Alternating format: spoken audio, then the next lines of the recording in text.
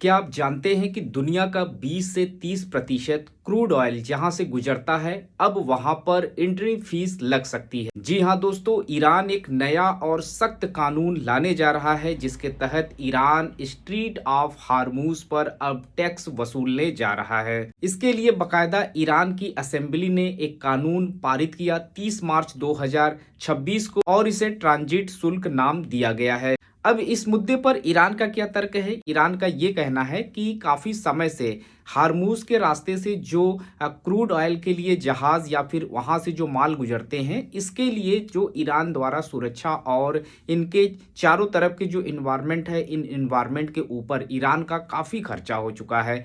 अब इस खर्चे को वसूलने और इस खर्चे को कम करने के लिए ईरान विदेशी जितने भी क्रूड ऑयल के जहाज हैं उन सभी पर टैक्स लगाएगा और ऐसे क्रूड ऑयल जो कि अमेरिका और इजराइल के तहत है, इनको तो पूरी तरीके से प्रतिबंध करने की बात ईरान कर रहा है। साथ ही साथ ऐसे देश जो इन देशों के सपोर्ट में हैं, इन देशों को भी प्रतिबंध करने की बात ईरान के द्वारा की जा रही है। बाकी जो विदेशी जहाज है इन पर एक भारी भरकम टैक्स ईरान के द्वारा लगाए जा रहे हैं। अब एक दूसरा तर्क आप ये लगा सकते हैं कि ईरान के ऊपर जो पश्चिमी प्रतिबंध काफी लंबे समय से चलते आ रहे थे, इसके प्रतिपक्ष में ईरान ने ये कदम उठाया हुआ है, क्योंकि जो पश्चिमी देशों द्वारा ईरान के ऊपर प्रतिबंध लगाया गया था, इससे ईरान की जो अर्थव्यवस्था है उस पर काफी बड़ी चोट पहुंची हुई थी। इसके साथ ही साथ ईरान, इजराइल, अमेरिका का जो युद्ध चल रहा है, इस युद्ध में भी ईरान का जो अर्थव्यवस्था है वो काफी कमजोर हुई है। इसमें ईरान का काफी खर्चा हुआ है। तो इस सारी चीजों को वसूलने के लिए ईरान इस तरीके का